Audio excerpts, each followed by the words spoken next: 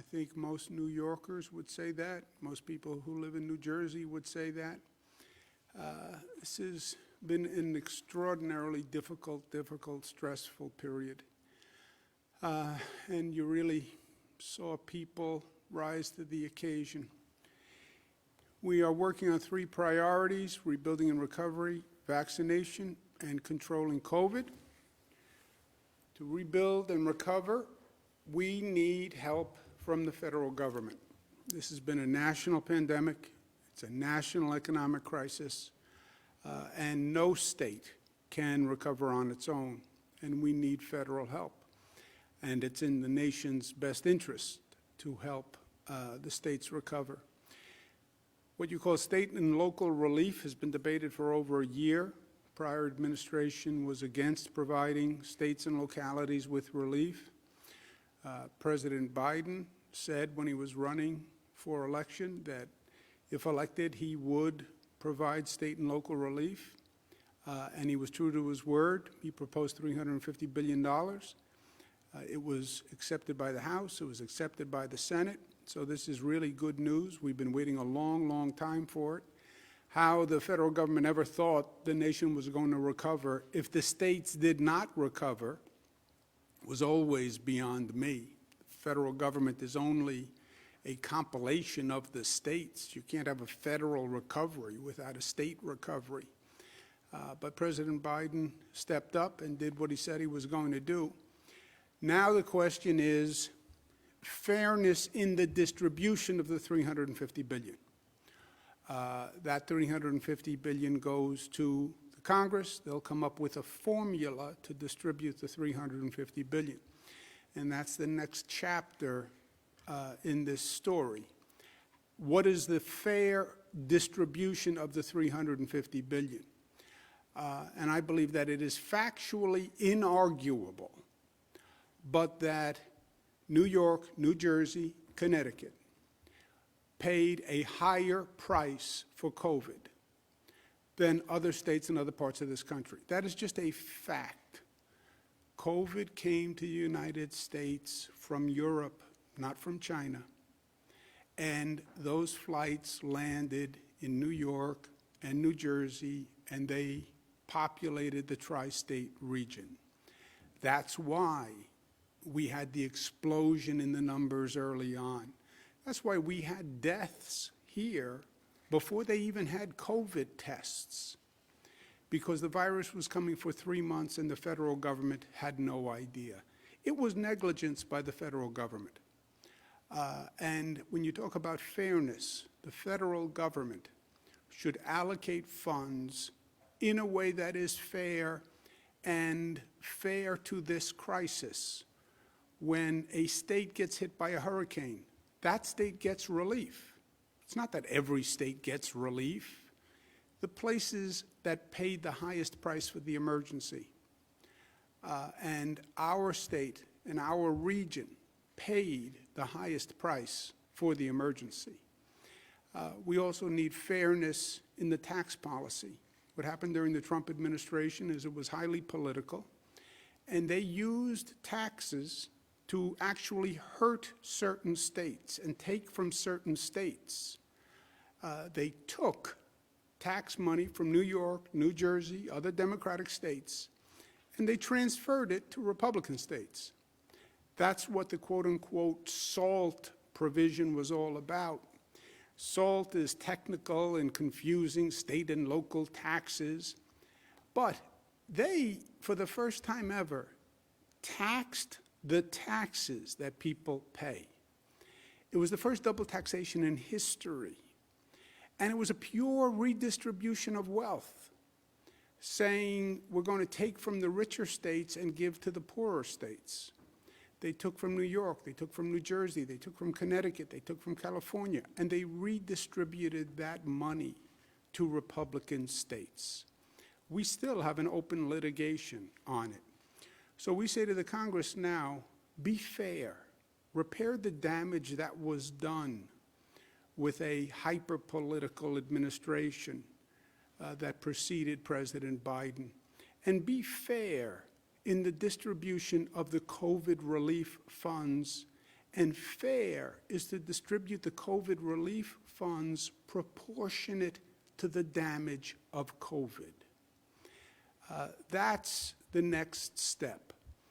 Repeal SALT, because every day that SALT is still in place, you have people paying more in taxes that they shouldn't be paying. And it hurts this state and hurts other states that were victims of the SALT attack. And distribute the COVID relief proportionate to COVID relief.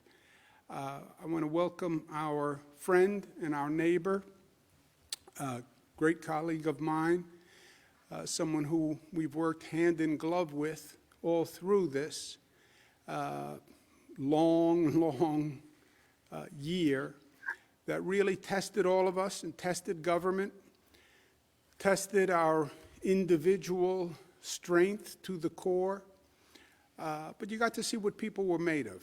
And I got to be in the trenches with Governor Murphy, and I can tell you that this is the kind of person you want to be in the foxhole with.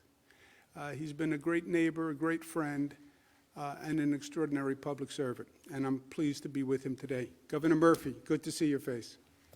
Good to see you, Governor Cuomo. Thank you very much for having me on today. And same right back to you, period, full stop. Not just for these 342 days, that takes my breath away, but for the past 3 years since I've had the honor of serving as governor of New Jersey, we could not have had as a state a better partner across the Hudson than you and your team representing the Empire State. Everything from tax fairness to battling the virus. People say, gosh, we don't see you guys as visibly with each other as we did in the spring and early summer. That may be true, but I want to echo what you've said. The partnership with you personally, with your team, continues as strong as it has ever been, and it has been invaluable. And that partnership has saved lives without question on both sides of the Hudson. I want to just echo very briefly 2 points that you raised, Andrew. Number one, the state and local aid. We desperately need it, and I won't repeat your great comments in terms of not just the need, which is inarguable, but also the way that the need should be apportioned. We were clobbered with you in Connecticut, and Ned Lamont's done a great job there, and the Metro New York region, and that must be taken into account. Not only getting the state and local over the goal line, which I know President Biden is committed to. Spoke with Speaker Pelosi earlier in the week. The great news is the leadership in Congress gets this, but also the way that it is apportioned. And then secondly, repealing the cap on the state and local tax deduction, which was done, as you suggest, not for any practical purpose, but completely based on politics. And New York and New Jersey were already over disproportionately giving more to Washington than we get back from Washington to begin with. Now, listen, we're happy to do that if it's a fair deal. But this deduction cap made that deal a very unfair deal. Double taxation, as you rightfully point out, prioritizing other parts of the country ahead of our region, prioritizing the very wealthy and the biggest corporations over work and family. So it is high time that this thing gets taken off the books. The longer it stays on, the more people are going to get hurt. I think in New Jersey alone, Governor, it's been an increment of, I believe, of around $3 billion out of the pockets of our homeowners in the state. It's high time we got this thing off the books. I'm honored to be working on that with you and on so many other fronts. And thank you again for your extraordinary partnership and leadership. Well, Governor, it's been my pleasure, and it really has been. You know, it's been so frenetic that we haven't really had a chance to go back and study or analyze. But I feel the same way. I couldn't have had a better partner. And if our delegations lock arms on this appropriation, on the $350 billion and how it's distributed, and if they lock arms on the repeal of SALT, which, by the way, every representative of New Jersey and New York stood up when SALT was passed, every one of them said it was unfair. Every one of them said it needed to be repealed. So now it's just a question of when, and our point is time is of the essence. We'll get through this, and we'll be the better for it. And I want to thank you personally, Phil, for everything you've done. Same right back to you, Andrew. God bless you. Thank you. God bless you, Phil. Thank you.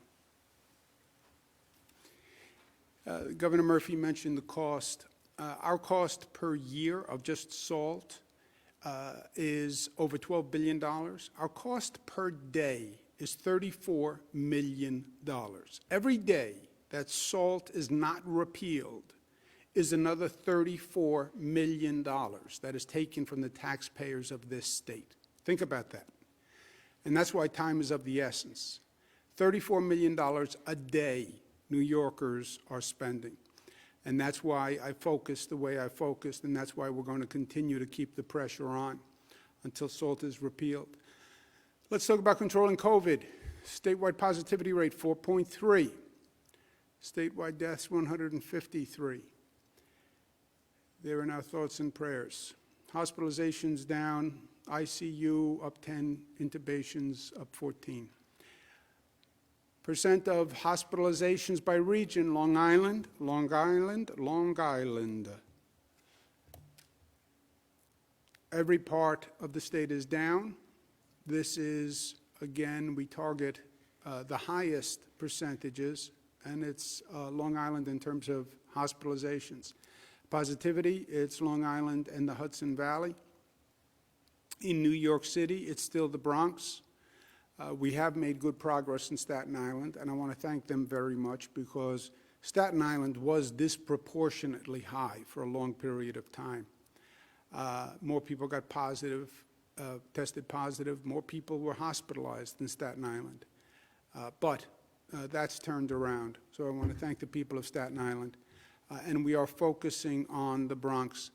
The numbers overall continue to decline, what we call the post-holiday surge. We're now down to 4.6. We were 7.9. It's the lowest daily positivity since November 28th. So that takes us just to about Thanksgiving, when people started to gather, started to celebrate, and then we started to see that number go up. So we flattened the curve a second time. Hospitalizations are down, lowest level since January 1. So congratulations to New Yorkers. They rallied, they pulled together and changed their behavior, and they changed the curve. The curve is determined by behavior, and New Yorkers once again rose to the occasion. We're then talking about vaccinations. We're over 2 million, 2.2 million, 1.7 first doses, 495,000 second doses. We have used 99.02% of the dosages that we have received. Who's counting? We're counting. That's why it's 99.02%. That is obviously just about using all the doses we have received. And we now wait for the next week's allocation.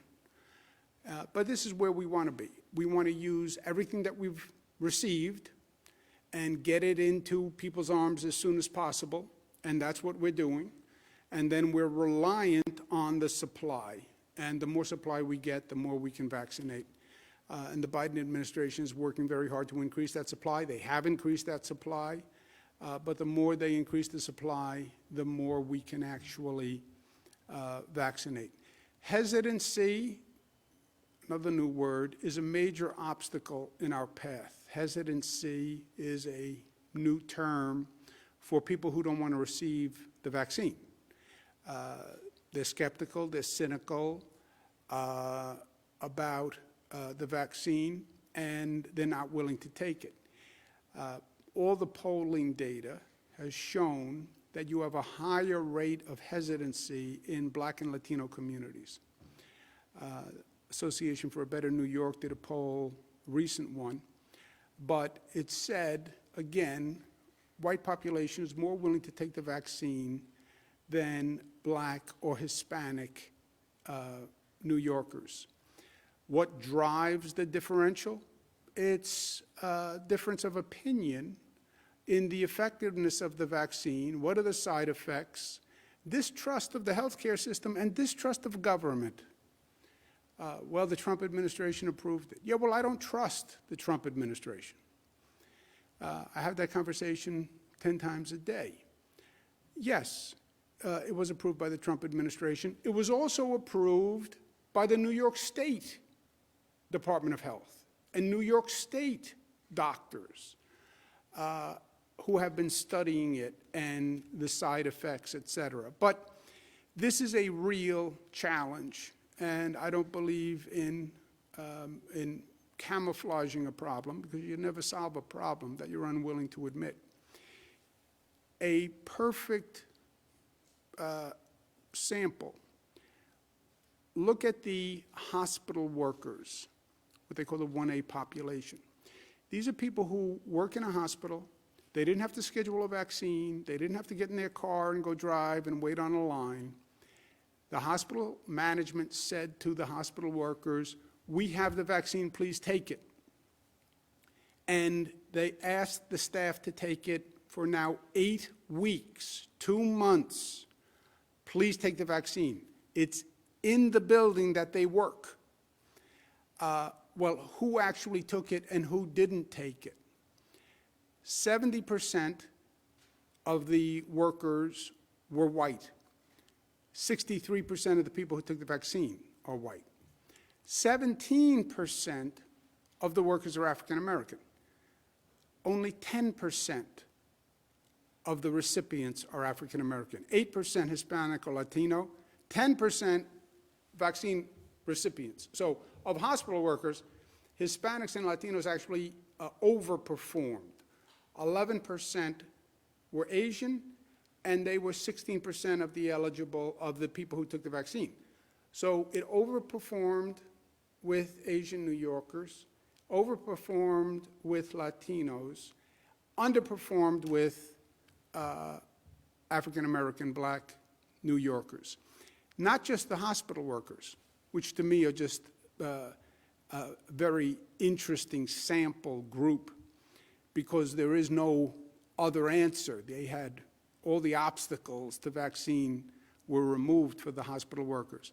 But even if you look at the essential worker population, what's called the 1B, police, fire, teachers, 75% of them are white, 74% of the people who actually received the vaccine. 17% are Black, only 5% took it. 14% Hispanic Latino, 10% of recipients, 6% Asian, 7% of the recipients. So there you see a differential in both the Black and the Latino population. Even for the 65 plus, which is a more diverse group and a more complicated analysis, frankly. But whites, you see about a proportionate representation. Blacks, you see a disproportionate, 13% were eligible, 65 plus, only 4% of recipients. 12% eligible Hispanic Latino, 5% of the recipients. So you see a significant differential there also with the over 65. Asian population just about where they should be. So we have challenges in reaching the Black community. And there are 2 challenges. 1, access. Can they get it? Is it accessible? And 2 is the acceptance or the hesitancy. We have to address both, and we are. The hesitancy must be directly addressed with facts and validation. And I'm speaking to leaders in the Black community, pastors, community groups. We have to get the information out. Yes, there's reason for cynicism. Go back to the Tuskegee experiment. Yes, there are bona fide reasons for distrust of the system. I get that. But it's not true with this vaccine. And that is going to be a process of communication. And we're going to have to talk through it, because we can't deny it. It's real. It has to be addressed. We're starting an advertising campaign, working with validators in the community. But it is an issue that's going to have to be addressed.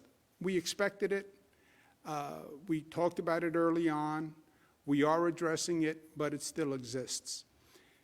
Making special efforts to get into the community, to have the conversations, make it accessible. We're doing more in this state than any state in the nation in this regard. But you can never do enough. One of the things we're doing is mass vaccination sites in high positivity areas, which are also high Black, Latino demographic. And one of the mass vaccination sites is opening today. It's at Yankee Stadium. It is only for Bronx residents. As you saw, the Bronx is one of the highest positivity rates in New York City, and it has been persistent in its high positivity. A landmark in the Bronx, landmark in New York City, is Yankee Stadium. And that is true for many, many decades. I remember the first game my father took me to see in Yankee Stadium. That's back in the days of the Mickey Mantles of the world. But we reached out to Yankee Stadium with a somewhat unorthodox request, which is, would Yankee Stadium be willing to help us with this COVID crisis by making the stadium available as a mass vaccination site? It was an unusual request, I understand that. But the Yankees ownership said, and management said yes, they would. And we now have a mass vaccination site at Yankee Stadium. I want to thank Somos Healthcare, who's actually providing the clinicians. New York City is a partner. I want to thank them. I want to thank the National Guard, which is doing a great job setting it up. They really are extraordinary. But also I want to thank the Yankees themselves. And I want to thank the president, Randy Levine, who's been a good friend to all New Yorkers and always steps up to the challenge, no matter how different it is. And this was a different request. I get it. And Aaron Boone, who's the manager of the Yankees, and they had a very strong season, and we're going to see an even better one next year. And Mariano Rivera, who to me symbolizes in many ways the best of the Yankee spirit. And I've just been a phenomenal fan of Mariano Rivera and his style, his accomplishment, his performance, and his spirit, and his smile. He just has an infectious smile. And we have with us today the president of the Yankees. Randy, good to see you. The manager, Aaron Boone, and the Sandman himself behind the mask, Mariano Rivera. Randy, I know this was an unusual request. You stepped up to the plate, pardon the pun. I knew I would get on the field in Yankee Stadium one way or the other as a kid.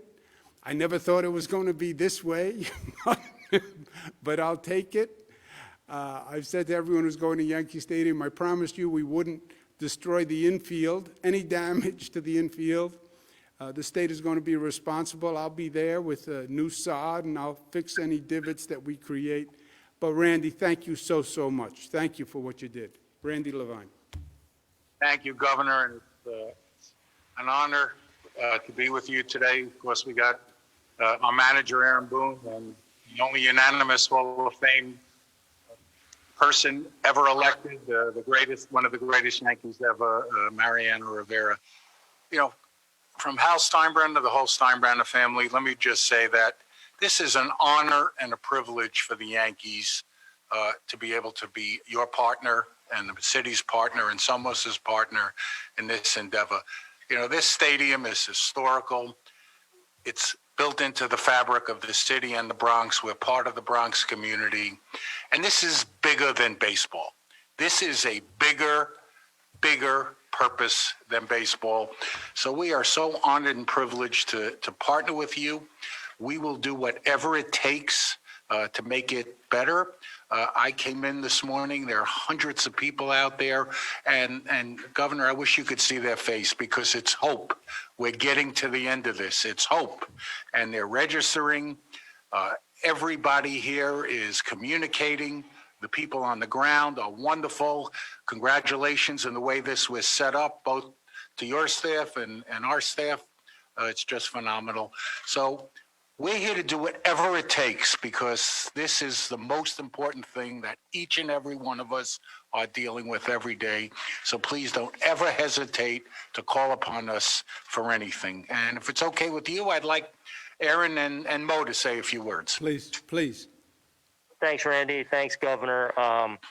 This is an exciting day in the Bronx. And, this is a special place, Yankee Stadium, and has been the host of a lot of really special opening days. And I would say this is the most special opening day. The fact that, we're able to be out there and really saving lives in this community. Like Randy said, this is a day of hope. And it's really exciting to be here and to be a small part of this. So thank you. Mariano? Governor, thank you. Thank you for those kind of words saying thank you for having me, Randy. But it's amazing because I consider this my house. And I'm here with Dr. Ramon Talash of Somos, dear friend of mine. And it's wonderful what you guys doing, because I used to pitch here and save games. Now this is about saving lives. Randy mentioned it, and he said it. He cannot say it better than that. This is greater than baseball.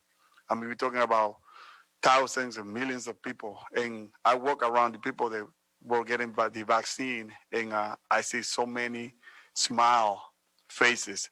That's what it is all about. Hope is the name of the game right now. And thank God, yes, thank God for everything because Yankee Stadium has been provided.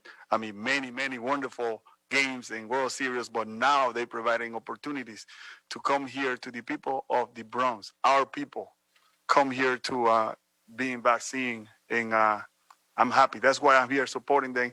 They supported me for so many years. I'm here to support them now. Thank you very much. Well, Randy Levine, I can't thank you enough, and I can't thank you enough on behalf of all New Yorkers. Again, you're right. This is unusual times, but I'll tell you the truth. You really do get to see what people are made of. And when I called you, I knew how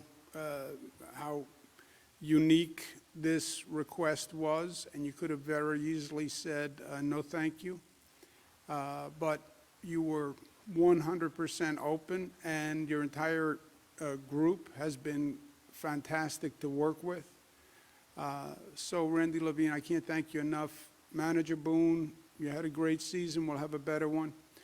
Mariano, your spirit means so much to the people of this state. The love they have for you and your credibility that you are there today and you're saying that this is smart and this is what people should do, I think is going to go a long way. And the words you just used, that you've saved games in that stadium, which is totally true, and now you're saving lives. Truer words were never spoken. And there's a sweet poetic irony in that. You are saving lives. And this vaccine does save lives. And that's why it's so important that people know that and people accept it. Because this vaccine can save their life. And your presence today is going to bring that message home to many, many people because they do trust you and they do respect you. So thank you very much for being part of this today. Governor, can I add, Please, Mr. Levine. to help get people here, what we're going to do? So all you Yankee fans and baseball fans, we're going to have some Yankee, over the next couple of days, some little Yankee trinkets and gifts for people to help incentivize them coming down here. Well, Randy, Yes. I'm coming. Save some for me, Randy. So put Got them you on the covered, side. We got you covered always. Randy Levine, Mariano Rivera, Manager Boone. We'll replace the turf. You can take any of it. It's the one thing I'm competent to do on the field is to do the seating. That's all I can do. But Mariano, Mariano, Mariano, you should know, I've gotten pretty good at hitting a curveball in this job. I'll tell you the truth, because they throw a lot of curveballs in my league. Thank you all very much. God bless you. Thank you very much. I'll see you soon. Thank you. Thank you. Okay. Oh, that was a treat. And that's an important message. And Yankee Stadium and the Bronx and Mariano Rivera, I hope people hear those words, and I hope they take them to heart. We have maintained a priority focus on hospital workers on the vaccine, or else, if there is another variant, if there is another surge, if the hospital workers are not vaccinated, they will get sick. If the hospital workers get sick, the hospitals will fail. That's why the priority for the hospital workers. Also, nurses, doctors, these are the frontline heroes. Everybody says that. They are more exposed to the COVID vaccine than anyone else. Everybody knows that. And if they ever got the COVID, they would be super spreaders. Everybody knows that. So we prioritized and focused on vaccinating hospital workers. We've made tremendous progress in that. When we started January 18th, we were at 63% of the hospital workers were vaccinated. We then did a push. Every day I talked about it. We went up to 72%. We are now at 75%. That is exactly where we needed to be, and we are there. And it was a great effort on behalf of the hospitals to get there, and I want to thank them very much because it has been a tremendous amount of progress in a relatively short period of time. And remember, they are also dealing with the hesitancy issue in the hospitals. And they can offer to the staff, but they can't mandate that the staff takes it. So they did have to have the conversations and the education and the communication that we've been talking about. But many of the hospitals did a great job, and overall they did a great job because we're at 75%. There is still a very uneven performance in this regard, and this still has to be addressed. You have some hospitals that are at 100%, and then you have hospitals that are at 40%. That is a major disparity. And the differential between literally the higher performing and the lower performing is over 100%. So that is a problem. I've asked the local health departments, please focus on the lower performing hospitals, especially those local governments that run the hospital. These are your hospitals. Please get the performance up. But overall, it has been a great, great success. The hospitals have had 8 weeks to focus on their staff, and that's how we achieved the 75%. We're giving them 1 more week to do the last workers.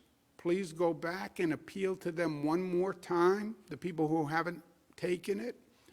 Talk to them about the facts.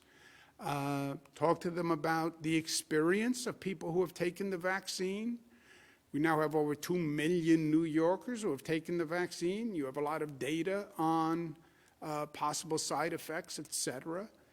We're not asking them to go first. They'd be number 2,000,001, right? So please go back and try 1 more time, but 1 more week for this allocation. And then what we're going to do is reallocate the doses that were set aside for the hospital workers. And we will then give that allocation to the local health departments to do people with comorbidities. And that will start February 15th. The hospitals will still get enough doses to do who they have to do and who they've scheduled, and any workers who they can convince to take it. But an allocation above that will be given to the local health departments, and we're going to open it up to people with comorbidities. We do not have a supply that can reach everyone. We understand that. So the prioritization is to reach those people who are most at risk or most essential to this period of time. But February 15th will open it up to people with comorbidities. Comorbidities and age are the major factors in COVID mortality. And just hear this one number. 94% of the people who die from COVID are people with comorbidities or other underlying conditions. 94%. So, why don't we do this group of workers? Why don't we do this group of workers? You do every group in this state when you do people with comorbidities. If you are a carpenter with a comorbidity, if you are a teacher with a comorbidity, if you are a homemaker with a comorbidity, if you're a lawyer with a comorbidity, whoever you are, 94% of the deaths are people with comorbidities. Yes, we had to do hospital staff. Yes, nursing homes. After that, 94% of the deaths, people with comorbidities. And that's why I feel comfortable about this decision. We have 1 week. Local health departments start preparing for it. Think about it. We're working with the CDC to establish the comorbidities list. What is a comorbidity? How do you define it? CDC has guidance on that. We're working with the CDC to clarify some definitions, but we're basically going to follow the CDC guidance. Local health departments have a week. Hospitals, you have 1 more week to get your hospital staff to accept the vaccine, and then we'll focus on the comorbidities. Questions of the use of the second dose as the first dose. That is a federal decision. The state does not make that decision. The federal government controls the allocation. We get a first dose allocation, we get a second dose allocation. When we get it from the federal government, they say use the first dose for the first dose and the second dose for the second dose. That's why there's a first dose allocation, and that's why there's a second dose allocation. The FDA has spoken specifically to this. At this time, suggesting changes to the FDA-authorized dosing or schedules of these vaccines is premature and not rooted solidly in available evidence. Not rooted solidly in the available evidence. Without appropriate data supporting such changes in vaccine administration, we run a significant risk of placing public health at risk, undermining the historic vaccination efforts to protect the population. So their federal position is clear. This is the Biden administration. We work very closely with them, and they are a very respected group of public health officials. CDC, the second dose should be administered as close to the recommended interval as possible. CDC continues to recommend that people get their second dose as close to the recommended interval as possible. So the federal position is clear. Use the first dose for the first dose. Use the second dose for the second dose. I have spoken to them about using a percentage of the second dose for the first dose. It's complicated, but I think it could be done. The federal government is not there at this point. They have not approved it. But if they do approve it, then New York is ready, willing, and able to do it. But it's a federal decision. Johnson & Johnson filed for an emergency use authorization. This is a big deal. The meeting is going to be in a couple of weeks. But if they approve Johnson & Johnson, it's a game changer. It's a single dose, not 2 dosages, which makes a phenomenal logistical difference. And it does not require the cold storage chain that Pfizer requires. Pfizer requires significant cold storage that most facilities don't have. Hospitals do have the cold storage capacity for Pfizer. So we're using regional hospitals to keep the Pfizer vaccine. Many local health departments then have to go to that hospital to pick up the vaccine because they can't store it. Johnson & Johnson, that's not the case. It's basically normal refrigeration equipment. So single dose plus no cold storage chain, that is a very big deal. They're talking about a possibility of 100 million doses by June. That would be a huge deal. So fingers crossed, but this would be a massive supply differential. To remind local governments, we have to have a police reform plan in place on April 1. I understand that dealing with public safety is not an easy issue. I get it. I also understand that it is an essential issue. We're talking about rebuilding the economy. We're talking about reopening. We're talking about getting people to go back to work. We're talking about getting people to come back from vacation homes and go back to cities. They have to be safe. They have to be safe. That is the foundation. And yes, I get the tensions, and I understand it's hard to address the tensions between the community and the police, but it's always about trust and respect.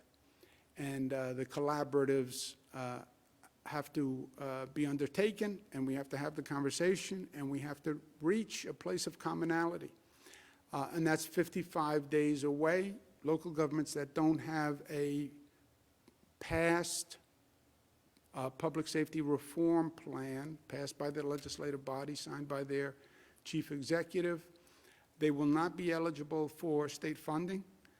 And if they receive state funding, there would be a monitor that would be put in place. So 55 days, please, let's get this done. Variance of interest, another new term, goes in the new COVID dictionary with hesitancy. Variance of interest. We've identified 15 new variants of interest cases, 59 total UK strains in New York now. That number is up. The UK strain is reportedly up to 70% more transmittable. That is a frightening thought. So we're watching it closely.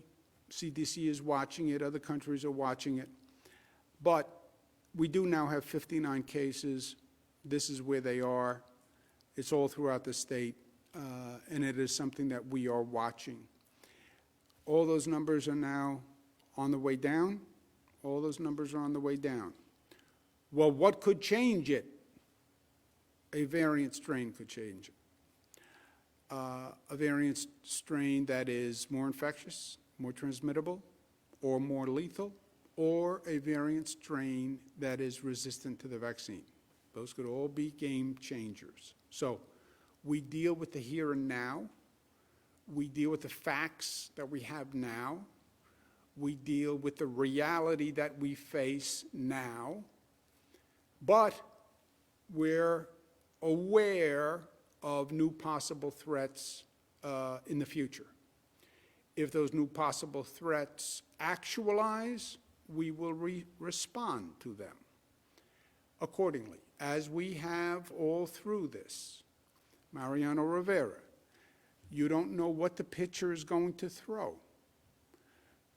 The pitcher throws the ball. You watch the pitch, and you adjust the swing accordingly.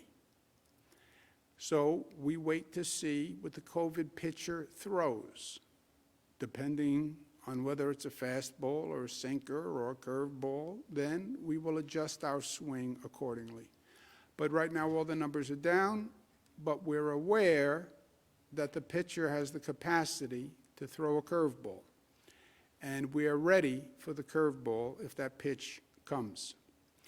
Yesterday, I sent a letter to the congressional delegation, and I had a conversation with them on the phone on the same topic that we talked to Governor Murphy about earlier. The allocation of the $350 billion is everything. And I understand the congressional process. I respect the congressional process. I understand that COVID has affected every state. COVID has not affected every state the way it has affected this state. That is the fact. My job as governor of New York is to represent the people of the state. I fight for the people of the state. That's what I do. That's what I'm supposed to do. That's my oath. This state deserves a disproportionate amount of the federal aid because we had a disproportionate amount of the pain and the loss. We had more economic loss. We had more deaths. We had more disruption. In many ways, we did the nation a service because we dealt with this issue before anyone else. And they could see what was happening in New York and learn from what was happening in New York. Going second or going third or not having the COVID issue until 3, 4, 5 months after New York dealt with the problem was a significant advantage. We had no notice. That's why I call it an ambush. We couldn't prepare our hospitals. We couldn't prepare our people. We didn't even know it was here because the federal government never told us. That's why it's their federal negligence. Now you're going to allocate funding to pay for the damage. We had more damage. Hurricane hits a block. There are 20 homes on the block. Some homes have more damage than other homes. You have to allocate funding to rebuild the homes on that block. The homes with more damage get more funding because they had more damage. All 20 homes don't say, we should have the same amount of money and the same amount of funding because we were all involved in the hurricane. No. The house that had more damage from the hurricane should have more funding because they have more repairs to do. No house was more damaged than the house of the state of New York. That is a fact and an inarguable fact. So put the politics aside and deal with the COVID facts. It's called the COVID relief bill. COVID relief. Provide the relief that COVID caused. That's our point. Last point, Super Bowl weekend. Yay, let's have a party. Let's have a party, but let's celebrate smart, right? We just went through the holiday surge. Celebrate, but celebrate smart. Super Bowl, celebrate smart. And the Bills aren't even in the Super Bowl this year. So TV works fine. We are New York tough, smart, united, disciplined, loving. Let's take some questions. Operator? Thank you, Governor. If you'd like to ask a question, please use the raise hand function at the bottom of your window. We'll take a brief moment to compile the Q&A roster. Governor, your first question comes from Peter Haskell at WCBS 880. Peter, your line is now open. Please unmute your microphone. Hey, Governor, I want to ask you about indoor dining. I get that Valentine's Day is the start, but a lot of couples prefer not to go out on a school night. Would you consider changing that to Friday or Saturday? And secondarily, what about extending the curfew outside of New York for Super Bowl Sunday? First of all, Peter, how great was Mariano Rivera? Wasn't he beautiful? Beautiful. Yeah, he is a special human being. I've had a chance to meet him. He really is special. He has that infectious personality, and I hope people listen to him. First of all, true romantics honor Valentine's Day as Valentine's Day. A true romantic, Peter, says, yes, it's a school night, but Valentine's Day is Valentine's Day. Would I consider opening the restaurants early? We follow the data, we follow the facts. So let's talk on Monday, okay? And let's see what the numbers look like on Monday. And then we can talk about Friday on Monday when we see the facts. I get the point. I've talked to the restaurants about it. They are eager to do indoor dining. I get the point about Friday, Saturday. But let's look at the numbers over the weekend and talk about it on Monday. But I do hear you, and I do get the point. And look, I want to reopen as much as anybody wants to reopen anything, on every level. It's on the numbers and safe. But let's look at the numbers over the weekend, and then we'll have the conversation on Monday. Who has an answer to Peter's second question? Peter, are you still there? Yeah, I'm What was here. the second part of the question? Second question was extending the 10 p.m. curfew for Super Bowl Sunday. Yeah, the curfew, like everything else this past year, it's complicated. In this state, we do not have a differential, we don't have different licenses for restaurants and bars. Many states license bars separately from restaurants.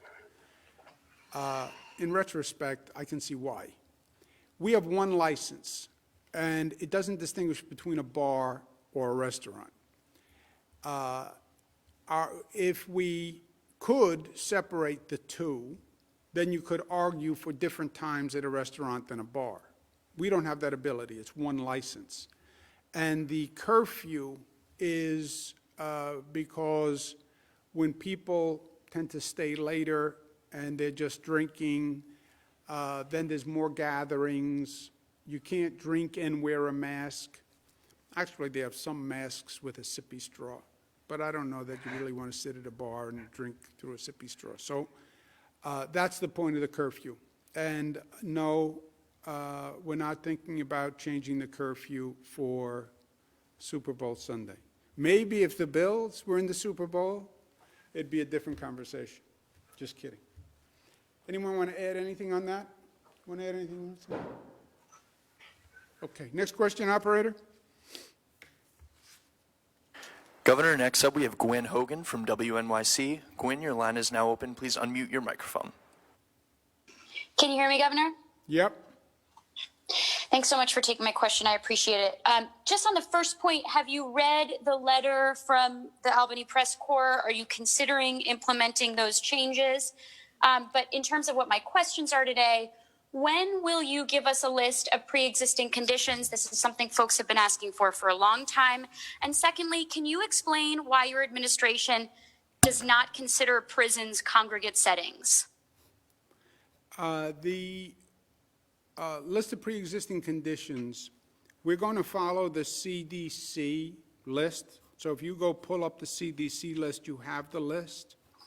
We need some clarifications because some items on the list raise questions for the health professionals, and that's what we're working through.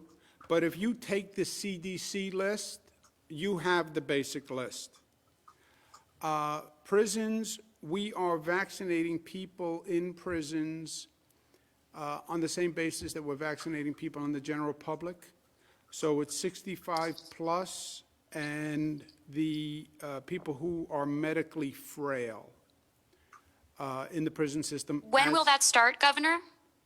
It has started. Today? Because it had not started yesterday. Does anyone know? We announced yesterday that it started, so as of today, we're beginning to do that. And Do you know how many folks have got? And I didn't No, get. it's a universe of, I'm sorry, Governor. Go ahead. Excuse me. It's a universe of 1,075 people, so it shouldn't take very long, but yes, it's starting today. I did not see the letter from the Albany Press Corps.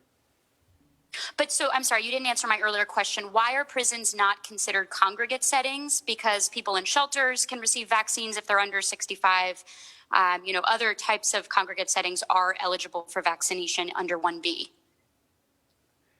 I don't know the specific definition of congregate. I know for the prison system, we are doing 65 plus and medically frail, which is the same situation for a person in a a senior citizen who's living in an apartment, et cetera. It's the same set of rules for both. Okay? Next question, operator. Governor, next up we have Dennis Slattery from the Daily News. Dennis, your line is now open. Please unmute your microphone. Good afternoon, Governor. How are you? Hiya, Dennis. How we doing, buddy? Doing okay. I just had a quick question about, so today, you're appearing with Governor Murphy. You guys are talking about SALT and other items that impact the budget. One thing I was curious about, though, Jersey joined a lawsuit that's going to the Supreme Court that would impact the commuter tax, and it could, decide the fate of about $1 billion in income tax revenue. Have you talked to Governor Murphy about this? Our staff has talked about it. It's no doubt, we have a difference of opinion. That lawsuit could have devastating consequences to the state if we're not successful. I believe we will be successful and we should be successful, but there's no doubt that it would have devastating consequences.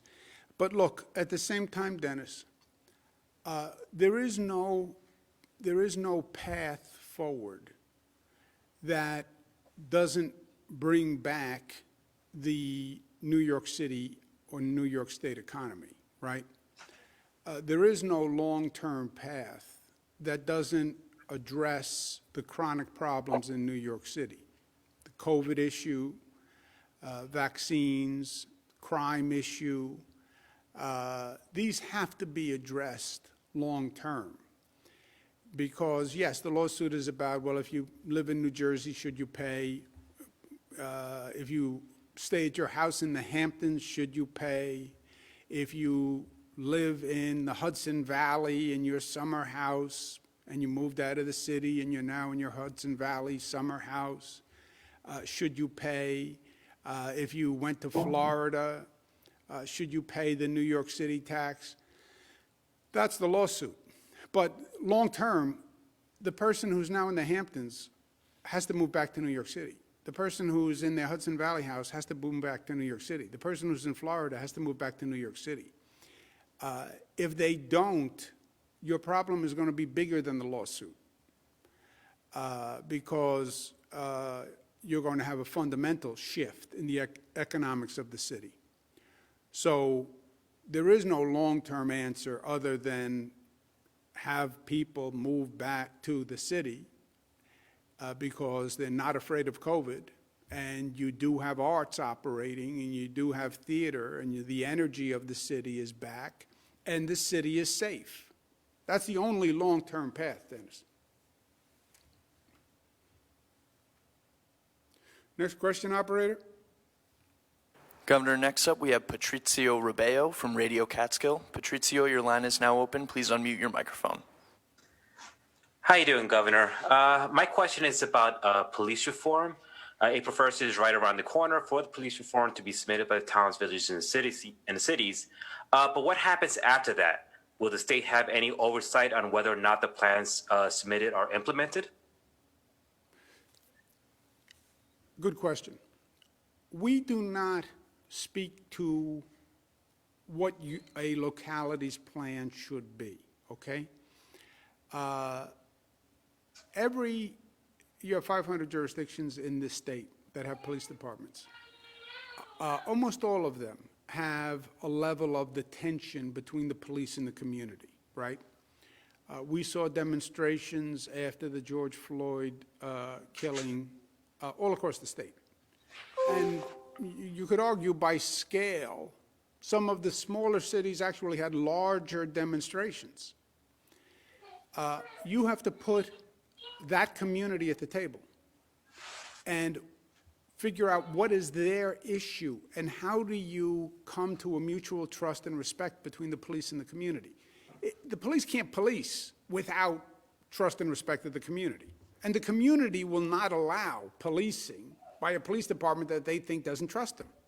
So you don't really have an option. I liken it to a marriage, which is a bad analogy, but it has to work for both or it's not going to work, right? And divorce is not an option here. But whatever they say works, fine.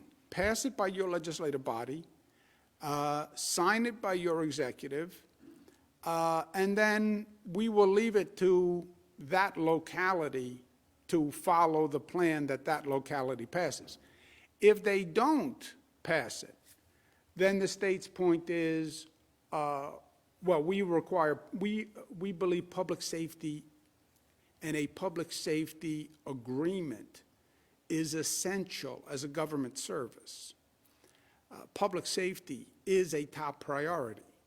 And you, local government, have to have a plan for public safety that is accepted by your community and your police. If you don't have that plan, and we started talking about this a year ago, so they had plenty of time. If you don't have a plan by April 1, then the state's not going to fund you, or will put in a monitor over your police, and the monitor will make sure everybody's working to get that plan done. But public safety is a fundamental responsibility of government. I believe that. And you want the economy to come back, you want people to move back, you want people to stay, you want children to stay and buy a home and make their life here. You have to have a safe state, a safe city, a safe town, a safe village. And that's why April 1. Thank you. Operator, let's take one more question. Governor, your last question comes from Michelle Brown at News 12. Michelle, your line is now open. Please unmute your microphone. Good afternoon, Governor. Thanks for taking my question. Governor, we have a teacher who lives in Rockland County, but she teaches in New Jersey. She was about to get her vaccine today, but we were told your office went out of their way to stop it. Why would you stop it if she's a teacher, which qualifies for New York's Phase 1B group? I have no idea. That's like a mind bender. New York State resident teaches in New Jersey, and you say she was stopped from getting a vaccine in New York? Yes, correct, in Rockland County. Huh. Does anyone know what that situation is? I don't, but I can't imagine that that's true, so I'm happy to look into it right after this, and we'll get back to you directly, Michelle. But teachers in New York who work in New York can get vaccinated in New York the same way that firefighters, police officers, regardless of which states they're in, although in other states where they work, they're also honored with reciprocity. But we'll get the specific answer for you on that. I could see, Michelle, where someone was confused at a site, right? Because this is a little wrinkle on the situation. But our policy is no, they would receive a vaccine in this state. Is Governor Murphy still there? Nope. All right. Thank you, Governor. Thank you, Michelle. All right, thank you all very much. Have a good weekend.